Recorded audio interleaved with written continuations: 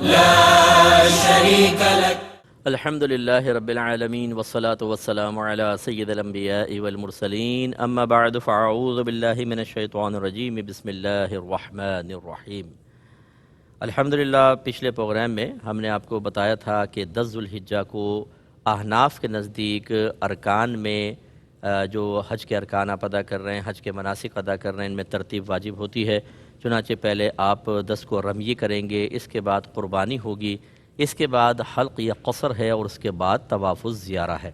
طواف الزیارہ کے بارے میں نے آپ کو بتایا کہ جب آپ حلق یا قصر کر لیتے ہیں تو پھر آپ احرام کی پابندی سے باہر ہو جاتے ہیں. آپ نہائیں اور عام کپڑے پہن لیں اور پھر آپ طواف الزیارہ عام کپڑوں میں کر سکتے ہیں. اس میں یہ مسئلہ بھی ذکر ہو گیا کہ اگر کوئی حائضہ بہن ہیں اور ان کی سیٹ بک ہے اور وہ مطلب رک نہیں سکتی ہیں تو وہ اسی حالت میں طواف الزیارہ کریں گی، لیکن ان پہ بدنہ لازم ہو جائے گا. باقی اور بھی مسئلے ذکر کیے تھے، آپ پچھلا پروگرام دیکھ سکتے ہیں. ایک بات مسئلہ یہاں پہ مزید اب یاد رکھیے کہ بعض بہنیں حیض کو روکنے والی گولیاں استعمال کر لیتی ہیں. اگر واقعی کسی بہن کو ایسا خوف ہو، کیونکہ عمرے میں تو میں منع کرتا ہوں کہ عمرے میں آپ ایسا نہ کریں، آپ ویٹ کر کے جائیں، یا اگر وہاں حیض آ بھی جاتا ہے تو تھوڑا سا انتظار کریں، حیض ختم ہونے کے بعد آپ کیجئے. لیکن اگر پرابلم جیسے اب حج ہے، حج کے اندر چونکہ مناسک بہت ہی مطلب شدت والے ہوتے ہیں، ہارڈ ہوتے ہیں، رش بہت زیادہ ہوتا ہے، ایسے میں اگر کوئی بہن استعمال کرنا چاہیں تو ہم اجازت دے دیتے ہیں کہ چلیں کر لیں. کیونکہ وجہ اس کی یہ ہے کہ عمرہ کوئی فرض یا واجب تو ہے نہیں، اس کے لیے اپنی صحت کو رسک میں ڈالنا، خطرے میں ڈالنا کیسا ہے. حج نفل کے اندر بھی ہم منع کریں گے. حج جو فرض حج ہے اس کے اندر بہرحال خاتون کو اجازت ہوگی کہ وہ حیض کی روکنے کی گولیاں استعمال کر لے. تو اگر درمیان میں وہ روک کے حیض کو روک کر اور پھر وہ مناسک ادا کرتی ہیں تو بالکل کوئی مسئلہ نہیں ہے، طواف وغیرہ سب ان کا صحیح رہے گا. آج آپ نے 10 کا معاملہ کر لیا، اب آپ کو دوبارہ واپس مینا میں آنا ہے، کیونکہ آپ کو 11 کا دن یہاں گزارنا ہے اور 12 کے غروب آفتاب تک آپ کو مینا کے اندر رہنا ہے. لیکن یہ یاد رکھیے کہ یہ سنت کریمہ ہے. بعض لوگوں کو مینا میں رہنے میں دقت ہوتی ہے، رش میں نیند نہیں آتی، بعض ایسے ہوتے ہیں کہ راتوں کے جاگے ہوتے ہیں، ایسے بعض ایسے ہوتے ہیں کہ واش روم وغیرہ میں چونکہ لائنیں لگی ہوتی ہیں تو ان کو کوفت ہوتی ہے، بیمار ہوتے ہیں، بعضوں کے ساتھ والدہ وغیرہ ہیں، والد ہیں، ویل چیئر پر ہیں اور وہاں پر رکنا بڑا مشکل ہوتا ہے، وہی واش روم کے مسائل دیگر. تو لوگ پوچھتے ہیں کہ کیا ہم عزیزیہ قریب ہمارا ہوٹل ہے مینا کے قریب، ہم وہاں جا کے روم میں اسٹے کر سکتے ہیں کہ نہیں. تو ہماری گزارش یہ ہے کہ اگر آپ کے ساتھ کوئی صحیح شرعی عذر نہیں ہے تو صرف آرام کی خاطر سنت کو ترک نہ کریں، پھر آپ مینا کی مشقت کو برداشت کریں، 11 اور 12 کی وہیں ٹھہریں. لیکن اگر آپ کے ساتھ شرعی آزار ہیں جیسے میں نے کچھ ذکر کیے ہیں تو پھر آپ بالکل وہاں سے مزدلفہ عزیزیہ جا سکتے ہیں اور عزیزیہ میں آپ اسٹے کریں. رمی کے لیے آ جائے گا کیونکہ 11 اور 12 کو پھر ہمیں کنکری مارنی ہے تو ہمارے یہاں مینا کے مناسک کمپلیٹ ہو جائیں گے. اب 11 کا دن آیا، آپ کو آج 3 شیطانوں کو کنکری مارنی ہے. پہلے چھوٹے شیطان کو، پھر درمیانہ اور پھر بڑا. اور یہ شیطان کو جمرہ بھی کہتے ہیں. تو جمرہ صغرا ہے، پھر وسطیٰ ہے، پھر کبرا ہے، تینوں کو مارنی ہے آپ نے، اور ہر ایک کو 7 کنکری مارنی ہے. تو 21 کنکریاں کم از کم آپ اپنے تھیلی وغیرہ میں کوئی بیگ میں لے کر جائیں اور آپ کو اسی طرح مارنی ہے جیسے ہم نے آپ کو ذکر کیا. ان کنکریوں کا وقت یاد رکھیں، فقہ حنفی کی روشنی میں 11 اور 12 کی رمی زوال کے بعد وقت شروع ہوتا ہے. زوال کے بعد وہ کیلنڈر وغیرہ دیکھ لیں، اس میں زوال آفتاب لکھا ہوگا یا ضحوہ کبریٰ لکھا ہوگا، اس کے بعد آپ کنکری ماریں گے. بعض لوگ فجر کے بعد جا کے کنکری مار لیتے ہیں، حنفی کے لیے جائز نہیں ہے. فقہا نے یہی لکھا کہ اگر کسی نے زوال آفتاب سے پہلے کنکری ماری اس کی کنکری نہیں ہوگی، اور نہ ہونے کا مطلب آپ کی کنکری نکل گئی، واجب ترک ہوا، دم لازم ہو سکتا ہے. اس لیے 11 اور 12 کو وقت یاد رکھیے گا، زوال آفتاب کے بعد پھر آپ ماریں گے، اور آپ سارا دن بھی مار سکتے ہیں اور اگلے دن کی طلوع فجر تک اس کا وقت ہوتا ہے تو رات میں بھی مار سکتے ہیں. طریقہ آپ یہ رکھیں گے کہ پہلے آپ چھوٹے شیطان کے پاس آئیں گے، وہی 7-8 فٹ کا فاصلہ، سیدھے ہاتھ میں کنکری پکڑیں، بسم اللہ یا اللہ اکبر کہہ کر 7 کنکریاں ماریں، پھر آپ وسطیٰ پہ آ جائیں، ایسی کریں، پھر کبریٰ پہ آ جائیں.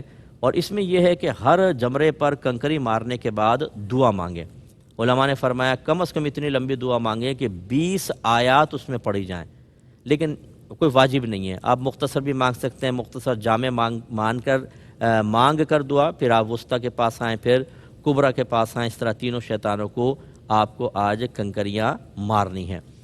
پھر آپ فارغ ہو گئے، اب آپ چلے جائیں، پھر آرام کریں، پھر آپ کو 12 کی کنکریاں مارنی ہے، اور 12 کو بھی جیسے آپ کو بتایا کہ اس کا وقت وہی ہے کہ آپ کو طلوع زوال آفتاب کے بعد مارنا شروع کرنی ہے، اس سے پہلے ماریں گے آپ کی کنکری نہیں ہوگی، اور اس کا وقت بھی اگلے دن کی فجر تک ہوتا ہے، ٹھیک ہے نا۔ لیکن آپ 12 کی غروب آفتاب سے پہلے مار لیں، 12 اگلے دن تک بھی وقت ہے، آپ رہ سکتے ہیں وہاں پر، لیکن غروب آفتاب کے بعد اگر آپ وہاں ٹھہر گئے تو مستحب ہے کہ 13 کی کنکری بھی مار لیں، بہتر ہے کہ غروب سے پہلے مار کے آپ نکل جائیں۔ ہاں اگر 13 تاریخ کی طلوع فجر آپ کو مینا میں ہو گئی تو پھر علماء نے فرمایا کہ پھر 13 کی رمی بھی آپ پہ واجب ہو جائے گی، پھر کنکری مار کے آپ نکلیں گے، تو اس لیے غروب آفتاب سے پہلے آپ نکل جائیں۔ یہ بھی یاد رکھیے کہ اگر کسی دن کی رمی رہ گئی، مثلا آپ 10 کو نہ کر سکے، حتیٰ کہ ٹائم نکل گیا، پورا 11 کا دن آ گیا، تو یاد رکھیں کہ اس رمیے کی قضا کرنی ہوتی ہے۔ اب آپ جو 12 ہے اس میں 7 کنکری مزید مار لیں تاکہ پیچھے کی قضا ہو جائے، اور اس میں دم تو لازم ہوگا، کیونکہ جب آپ کسی دن کی بھی رمیے چھوڑیں گے تو آپ پر ایک دمبا یا بکرا ذبح کرنا واجب ہو جاتا ہے، اس کو دم کہتے ہیں، اور اس کے میں انشاءاللہ پورے احکام آپ کو ذکر کروں گا۔ تو اب آپ یاد رکھیں کہ آپ کو دم دینا ہوگا، لیکن قضا بھی کرنی ہوگی۔ 12 کے غروب آفتاب کے بعد آپ فارغ ہو گئے، اب آپ چاہیں مکہ جہاں پہ آپ نے جانا چلے جائیں، لیکن اگر آپ مکے سے باہر جانا چاہتے ہیں تو اب آپ کو ایک اور طواف کرنا ہوگا جس کو طواف رخصت کہتے ہیں۔ یہ طواف رخصت یاد رکھیں کہ جو حجاج ہوتے ہیں ان پہ لازم ہیں اور ان کو کرنا ہوگا، لیکن عمرہ کرنے والے پر نہیں ہوتا۔ بعض لوگ عمرہ کرنے کے بعد بھی کہتے ہیں جی کہ طواف رخصت کرنا ہے، طواف رخصت عمرہ کرنے والے پر نہیں ہے، حج کرنے والے پر ہے اور واجب ہے۔ اس کو طواف رخصت بھی کہتے ہیں اور طواف وداع بھی کہتے ہیں۔ ویسے ودا واو کے زیر سے لوگ زیادہ استعمال کرتے ہیں، لیکن صحیح لفظ وداع، طواف وداع کریں گے، اور یہ عام کپڑوں میں ہوگا جیسے آپ کو پتہ ہے۔ اب آپ فارغ ہو چکے ہیں، چونکہ آپ نے تو پہلے ہی 10 تاریخ کو حلق یا قصر کروا کے عام کپڑے پہن لیے تھے، تو یہ عام کپڑے میں ہوگا، اور اس میں صرف طواف ہوتا ہے، اس میں سعی وغیرہ نہیں ہوتی، نہ اس میں رمل ہوتا ہے، اور چونکہ عام کپڑے پہنے کو اتباع وغیرہ کی بھی کوئی حاجت نہیں، بس آپ ایک چکر لگائیں گے، وہی 8 استلام ہوں گے اور 7 چکر آپ لگائیں گے، آب زمزم آپ پئیں گے، اور اس کے بعد پھر 2 رکعت نفل طواف کی بھی آپ ادا کریں گے جو آپ پہ ادائیگی واجب ہے۔ اس کے بعد آپ تقریباً تمام مناسک سے فارغ ہو گئے۔ یہاں پر بھی ایک مسئلہ یاد رکھیے گا کہ اگر کوئی بہن حالت حیض یا نفاس میں ہے اور اس کی فلائٹ کا ٹائم ہے، یعنی اب وہ یہ طواف رخصت نہیں کر سکتی، تو یاد رکھیں ان کو بالکل رخصت ہے، یعنی یہ طواف رخصت چھوڑ کے بھی چلی جائیں گی، کیونکہ یہ حدیث میں اجازت آ گئی ہے، تو ان پر کوئی دم وغیرہ لازم نہیں ہوگا۔ اب یہ لازم نہیں ہے کہ یعنی اب تو اگر ٹائم نہ ہو، بالکل بھی فلائٹ کا ٹائم فوراً آ گیا تو پھر چھوڑ دیں، اور فرض کر لیں اتنا وقت ہے کہ یہ ادا کر سکتی ہیں تو پھر اسی حالت میں ادا کر لیں، اور اس پر پھر دم لازم ہوگا، دم دینا ہوگا، اور اگر بالکل فلائٹ قریب آ گئی ہے تو پھر ویسے نکل جائیں تو انشاءاللہ ان کے لیے کوئی مسئلہ نہیں ہوگا۔ اس کے بعد آپ جب فارغ ہو گئے، اب آپ چاہیں تو مکۃ المکرمہ کی زیارات کی طرف تشریف لے جائیں، زیارتیں کر لیں۔ وہ مقامی لوگوں سے اگر آپ پتہ کریں تو متبرک مقامات آپ کو بتائیں گے۔ 3 مقام کا میں ذکر کر دیتا ہوں۔ ایک تو جنت المعلا ہے، یہ قبرستان ہے مکۃ المکرمہ کا، اور اس میں بی بی خدیجہ الکبریٰ رضی اللہ تعالی عنہا کا بھی مزار شریف ہے، جو بہرحال اب شناخت اور پہچان تو نہیں ہوتی ہے، وہ مٹا دی گئی ہے شناخت، لیکن یہ یہاں پہ بہت نفوس قدسی اور بہت سارے دیگر اولیاء کے اور اکابر اور تابعین وغیرہ کے مزارات ہیں، ان کی آپ زیارت کریں۔ لیکن سنا یہی ہے کہ اس کے ایک حصے کو منہدم کر کے اس پہ پل بنا دیا گیا ہے، تو اس کا مطلب ہے کہ وہ پل قبروں کے اوپر قائم کیا گیا ہے، اس لیے جو محتاط علماء ہے وہ مشورہ دیتے ہیں کہ تھوڑا دور رہ کر ہی آپ فاتحہ وغیرہ پڑھیں، دعا وغیرہ کریں، زیادہ قریب نہ جائیں، کہ ایسا نہ ہو کہ آپ ایسے مقام پہ پہنچ جائیں جہاں پر کسی قبر کو ختم کر کے اس پہ راستہ بنا دیا گیا ہو، تو اس راستے پہ چلنا گناہ ہوتا ہے۔ دوسرا، جب آپ صفا سے مروہ سے باہر نکلتے ہیں، لیفٹ سائڈ کے اوپر فارغ ہو کر نکلتے ہیں، تو سامنے ایک دم ایک اونچا پہاڑ نظر آتا ہے، یہ جبل ابو قبیس ہے، اور اس پر کھڑے ہو کر نبی کریم صلی اللہ علیہ وسلم نے چاند کے 2 ٹکڑے فرمائے تھے۔ یہ بڑا متبرک پہاڑ ہے، اور اس پر اہل محبت نے مسجد بلال قائم کی تھی، لیکن پھر وہ مسجد شہید کر دی گئی، اب وہاں شاہی محل بنا دیا گیا ہے۔ باہر کو اسی میں آپ تھوڑا سا آگے نکل جائیں، روڈ پر آ جائیں تو ایک مکتب بنا ہوا ہے وہاں پر، یہ نبی کریم صلی اللہ علیہ وسلم کی جائے ولادت ہے۔ یہاں سرکار پیدا ہوئے تھے، لیکن اس کو ختم کر کے اب لائبریری بنا دی ہے وہاں پر۔ لیکن آپ باہر متبرک مقام تو ہے، جہاں پر کسی متبرک مبارک ہستی کے قدم ہو جاتا ہے، جسم ٹچ ہو جاتا ہے، اس کی برکات قیامت تک ختم نہیں ہوتی، یہ ذہن میں رکھیے بس آپ۔ تو آپ وہاں پر جا کے فاتحہ وغیرہ پڑھ سکتے ہیں اور حاضری وغیرہ دیں، بہت ہی بیسٹ ہے۔ اگر آپ کے مکے کے اندر ابھی بھی دن باقی ہیں تو جیسے آپ کو بتایا تھا آپ عمرے وغیرہ کر سکتے ہیں، لہٰذا آپ عمرہ کرنے کے لیے چونکہ آپ مکے میں ہیں اور مکی شخص کے لیے لازم ہے اگر وہ عمرہ کرنا چاہے تو حدود حرم سے باہر نکلنا ہوگا، اور حدود حرم سے باہر وہ مسجد عائشہ معروف ہے۔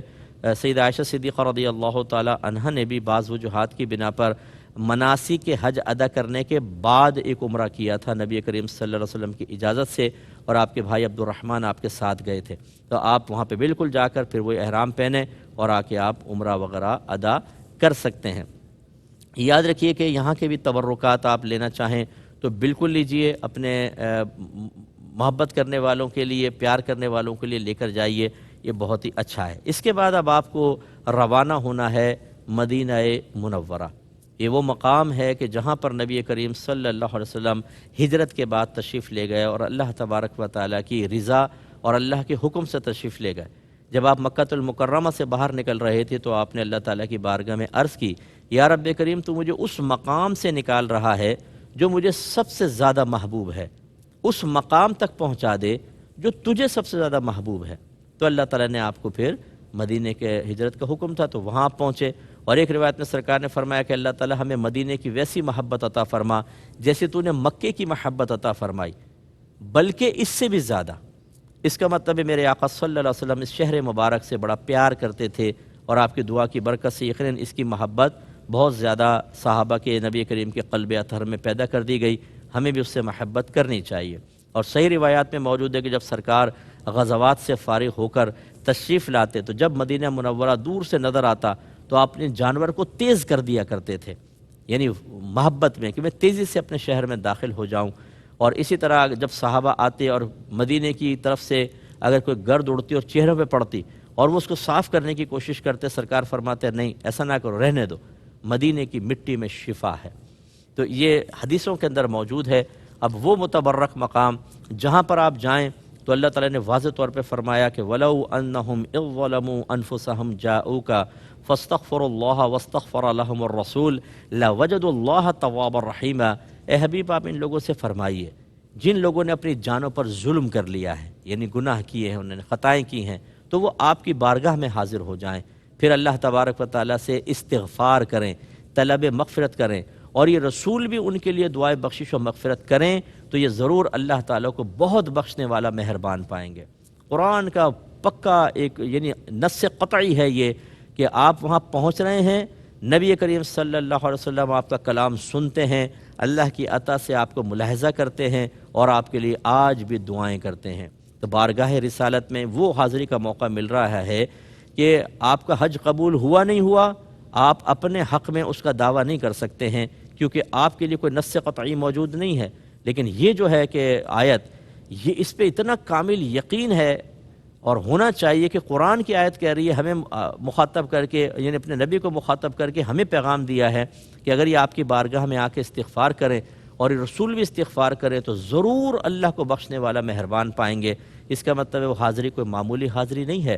اب آپ وہاں جب پہنچنے لگیں تو پھر یہ ارادہ کریں کہ انشاءاللہ بارگاہ رسالت میں حاضر ہو کر شفاعت کا، مغفرت کا کی درخواست پیش کی جائے گی کہ یا رسول اللہ آپ اللہ کی بارگاہ میں دعا کریں کہ اللہ تعالیٰ ایسا ہماری مغفرت فرما دے۔ انشاءاللہ سرکار دعا فرمائیں گے اور ہماری بخشش و مغفرت ہوگی۔ ضمناً یہ بھی عرض کر دیتا ہوں کہ بعض کہیں گے جس نبی کریم تو دنیا سے پردہ فرما گئے تو پھر دعا کیسی؟ یاد رکھیں تمام انبیاء علیہ السلام اپنی قبور میں زندہ ہیں۔ جب سوال ہوا نبی کریم صلی اللہ علیہ وسلم نے فرمایا کہ تمہارا پڑھا ہوا درود پاک مجھ پر پیش کیا جاتا ہے، تو صحابہ کرام نے عرض کیا رسول اللہ جب آپ دنیا سے پردہ فرما جائیں گے پھر؟ نبی کریم صلی اللہ علیہ وسلم نے ارشاد فرمایا کہ انبیاء علیہ السلام اپنی قبور میں زندہ ہیں، اللہ نے زمین پر نبیوں کے جسموں کا کھانا حرام فرما دیا ہے، اللہ ان کو رزق عطا فرماتا ہے۔ تو یہ نص سے، یعنی یہ حدیث کے اعتبار سے نص ہے کہ انبیاء علیہ السلام اپنی قبور میں زندہ ہے، اور زندہ آدمی تو دعا کر سکتا ہے۔ پھر اس کے علاوہ ویسے بھی دیکھیں، جب نبی کریم صلی اللہ علیہ وسلم قبرستان تشریف لے جاتے، فرماتے السلام علیکم یا اہل القبور، اے قبر والو تم پر سلام، تو اس کا مطلب وہ سنتے ہیں، تو تبھی تو سرکار ان کو سلام کر رہے ہیں۔ اور بخاری کی روایت ہے، نبی کریم صلی اللہ علیہ وسلم فرماتے ہیں جب تم مردے کو سلام کرتے ہو وہ اس کا جواب دیتا ہے، لیکن تمہیں اس کا شعور حاصل نہیں ہے۔ اب سلام کیا ہے؟ دعا۔ وعلیکم السلام کیا ہے؟ دعا۔ اس کا مطلب ہے کہ عام شخص بھی جب قبر میں چلا جاتا ہے، آپ اسے دعا دیتے ہیں، وہ جواب میں آپ کو دعا دیتا ہے۔ یہ میں نے اتنی وضاحت اس لیے کی کہ کسی وسوسے کے آنے کی حاجت نہیں ہے، آپ بارگاہ رسالت میں حاضر ہوں تو بڑے ادب اور احترام کے ساتھ ہوں۔ چنانچہ جب آپ مکہ سے تشریف لے جائیں، جب مدینہ منورہ قریب آئے تو بالکل آپ اچھے نعت خوانوں کی، خوش الحان نعت خوانوں کی نعتیں سنیں۔ فضائل مدینہ پر مشتمل کوئی ایسے لٹریچر آپ کے پاس ہونا چاہیے، یا اگر آپ کا نیٹ ورک کر رہا ہے تو پھر نیٹ کے اوپر کچھ ایسی چیزیں جو نبی کریم صلی اللہ علیہ وسلم کے شہر مبارک کے فضائل پر مشتمل ہوں، ان کو آپ پڑھ لیں۔ اس سے ذوق بڑھتا ہے، شوق بڑھتا ہے، اور پھر آپ وہاں پہنچیں۔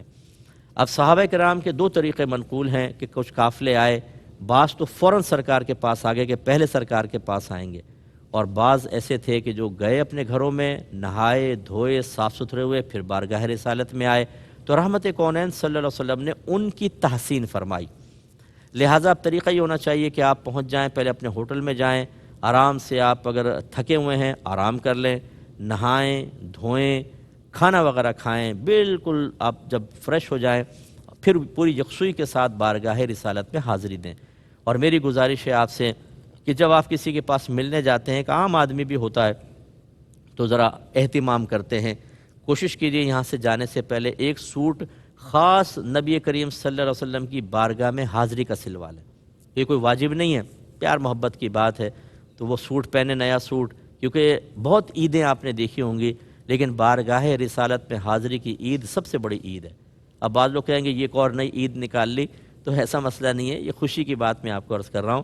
تو پھر نیا کپڑا پہن کر، خوشبو وغیرہ لگا کر، عطر لگا کے، سرما لگا کر، پھر باادب حاضری آپ دیں۔ باقی اس کی تفصیل انشاءاللہ نیکسٹ پروگرام میں ذکر کریں گے۔ وآخر دعوانا ان الحمدللہ رب العالمین۔ لبیک اللہم لبیک